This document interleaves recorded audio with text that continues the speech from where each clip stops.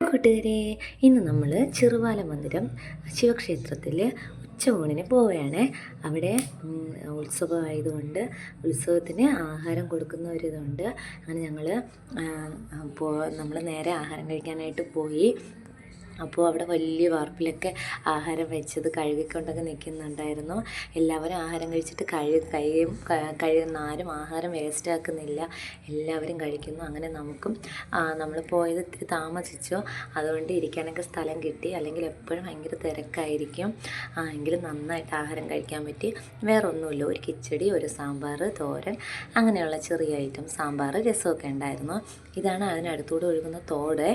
ആ തോട്ടിലെ ചെറിയ കളകളെന്ന് ഒരു സൗണ്ടൊക്കെ കേൾക്കുന്നുണ്ടായിരുന്നു. ചെറിയൊരു തണുപ്പും ഉണ്ടായിരുന്നു. ഇങ്ങോട്ട് കയറിയപ്പോൾ നല്ല വെയിലാണ്. പിന്നെ വെയിലത്തൂടെ ഞങ്ങൾ നടന്ന് ചേച്ചിമാരൊക്കെ എൻ്റെ അടുത്ത് ഹായ് പറയണുണ്ട്. അങ്ങനെ ഞങ്ങളുടെ ആഹാരമൊക്കെ കഴിച്ചിട്ട് നേരെ വീട്ടിലേക്ക് മടങ്ങി. എൻ്റെ വീഡിയോ കാണുന്നവർ ലൈക്ക് ചെയ്യുക, സബ്സ്ക്രൈബ് ചെയ്യുക, ഷെയർ ചെയ്യുക.